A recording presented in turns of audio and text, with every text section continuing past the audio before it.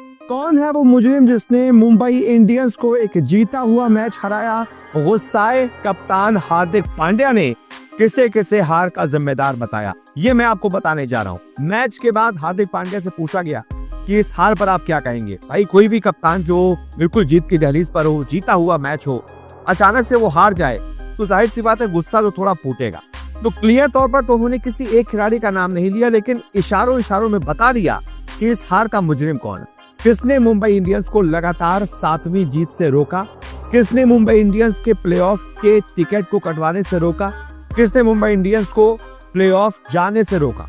बहुत सारे सवाल हैं, लेकिन उसके जवाब हार्दिक पांड्या ने थोड़े गोलमोल तरीके से दिए हैं। क्या बोला है मैच के बाद, ये मैं आपको बता दूं। दरअसल इस मैच में जब आपने देखा होगा कई ऐसे मौके आए थे जब मुंबई इंडियंस बिल्कुल जीत की कगार पर थी, लेकिन अचानक से शेफर रदरफोर्ड को जिस तरीके से गेंदबाजी हुई, नो बॉल्स हुई, कैच छूटे, और फिर आखिरी ओवर में जाकर, यार आजकल नो बॉल अपराध होता है T20 क्रिकेट में, नो बॉल, वो भी आप आखिरी ओवर में नो बॉल कर रहे हैं। पहले तो खुद हार्दिक पांड्या ने एक ओवर में 18 रन दे दिए, खुद भी वो जिम्मेदार हैं।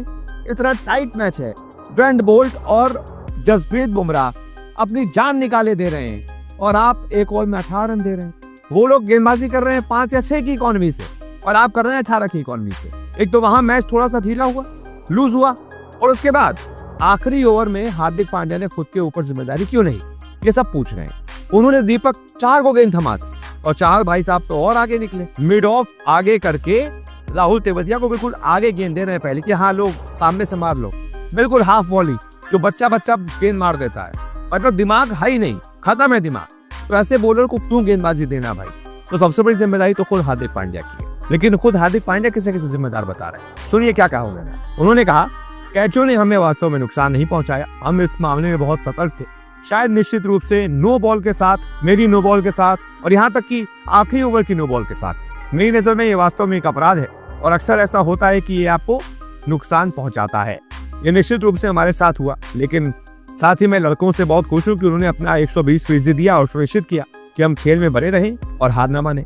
ये निश्चित रूप से 150 रन का विकेट नहीं था, मुझे लगता है कि ये 175 रन की पिच थी। हम निश्चित रूप से बल्लेबाजी में 20 से 25 रन या शायद 30 रन पीछे थे, लेकिन आपने अच्छी बल्लेबाजी की होती तो आप जीत जाते। लेकिन मुझे लगता है कि गेंदबाजों को स्टेज आता है, उन्होंने संघर्ष जारी रखा और सही एरिया में गेंदबाजी की। यानी कि हार्दिक पांड्या कह रहे हैं कि कैचों ने तो हमें नुकसान नहीं पहुंचाया है, लेकिन नो बॉल्स ने जरूर पहुंचाया है। मेरी नो बॉल हो गई, कुछ और नो बॉल्स, यहाँ तक कि आखिरी ओवर में नो बॉल, यानी कि खुद को जिम्मेदार बता रहे हैं। दीपक चाहर जिन्होंने आखिरी ओवर में जबरदस्ती की नो बॉल फेंकी, मैच जीत सकती थी मुंबई इंडियंस, वो नो बॉल उनको बहुत ज्यादा खल गई। और फिर बाद में उन्होंने गेंदबाजों की तो तारीफ की, करनी पड़ेगी यार, इतना टाइट मैच था, बुमराह बोल्ट ने शानदार गेंदबाजी की, तो उनकी तारीफ तो करनी पड़ेगी आपको।